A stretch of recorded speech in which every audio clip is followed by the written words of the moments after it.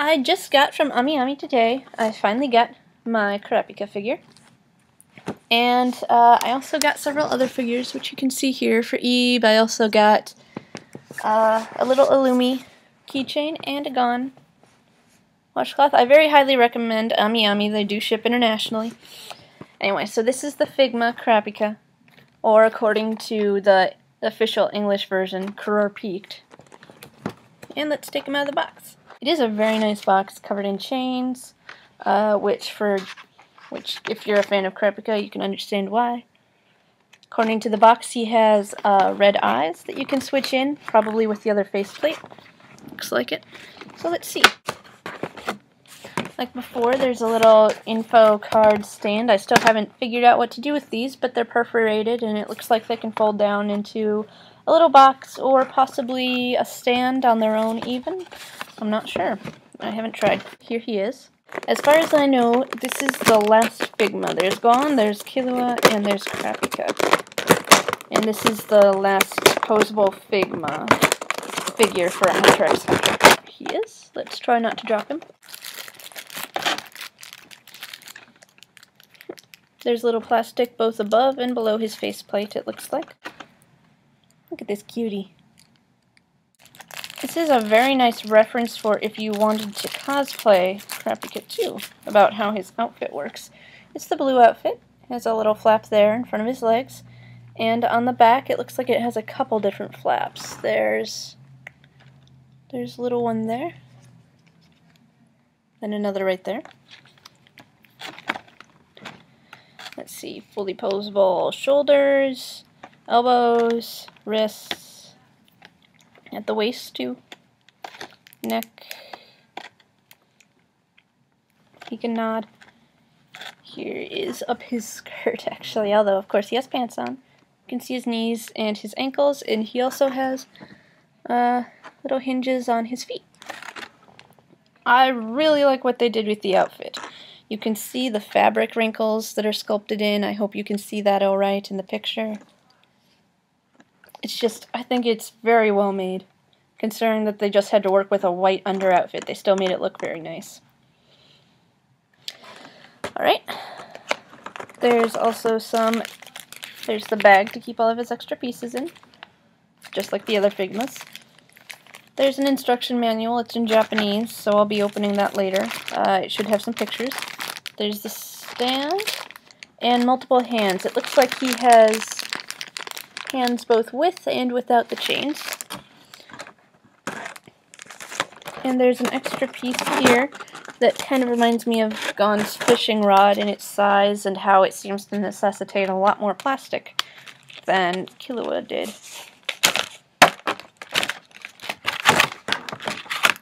I'm afraid of breaking something like this, but it must be very good for an action shot. There's the hand. Hope you can see that all right. And then there's there it is. And then he has a few more hands here, because of course they're also for action shots. There's I think that's actually what the judgment chain is, the thing well, I better not say what he used it for in case you're not there in the series. And there's the divination thing. And here is his angry face. He does look very angry.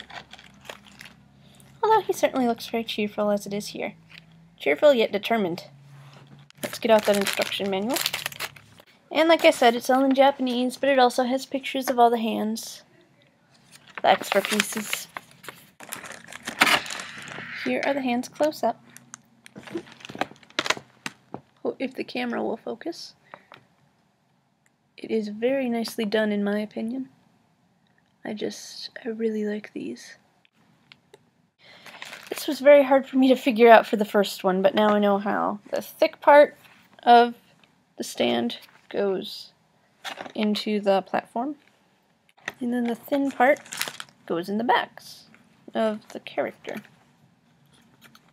Takes a bit of struggling the first time to stick it in the back, but there it is.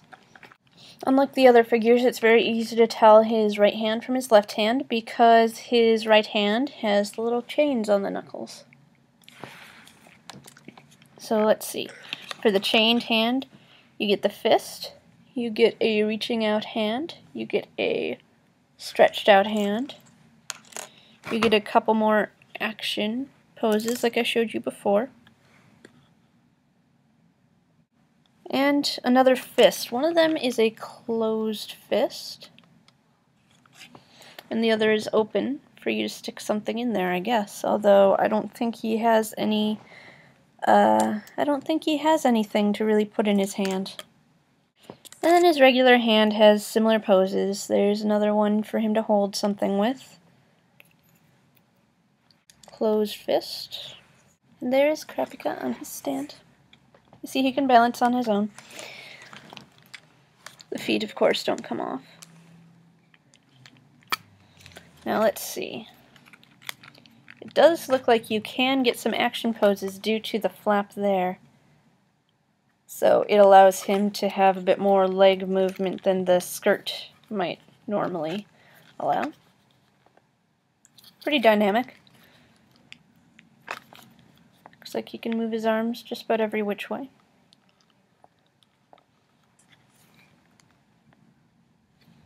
He certainly looks cheerful.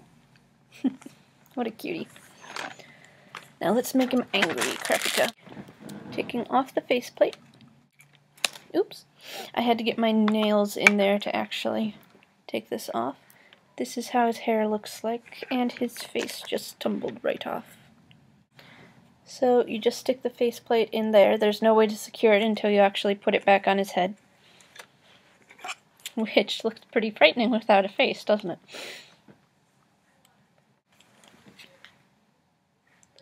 There he is. But it's very easy to pose. I'm not sure if the camera really gets it, but I think it's pretty well made. You don't see any like McDonald's-esque blurring of the paints or anything. Just like with the other Figmas, then the clothes are very stiff but a little bit rubbery, and they're they move a little bit under the touch, especially this part. This is much stiffer at the bottom. This is also back to the rubbery, so it's probably a different material. The rest of him is all very stiff plastic, it feels like. I already showed where all the joints are.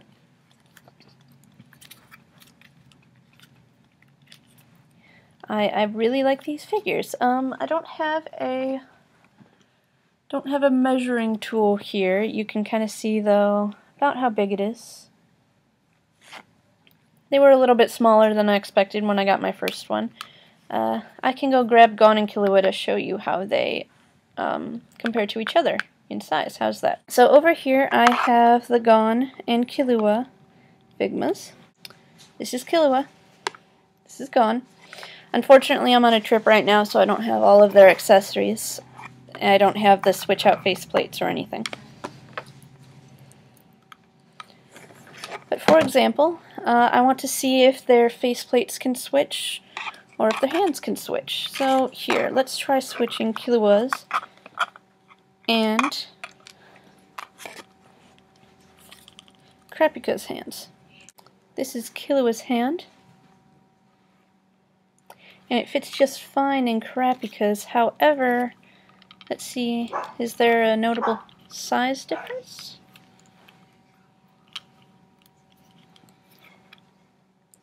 You can kind of see that this hand is a bit smaller, even though they're the same skin tone. Now let's see if we can switch Kurapika and Killua's faces. That would be Kurapika's hair with Killua's face, if you can tell by the eye color, and the little kitty face. Let's see if it actually fits on his figure. Nope, you cannot unfortunately fit them on there because this has 2 pegs. Killua's only has 1. And let's see. I know that one of the reasons I really like the Yu-Gi-Oh figures is that their heads are interchangeable, so you can wind up putting Yami Yugi's head on the Magician Girl's body. Gon's isn't going to work at all because his face is actually attached to his hair. There we are. Kurapika can actually hold Gon's fishing rod. I don't know why, but he can. Alright, and here they are, size comparison. Kurapika is a little bit taller than Gon and Killua,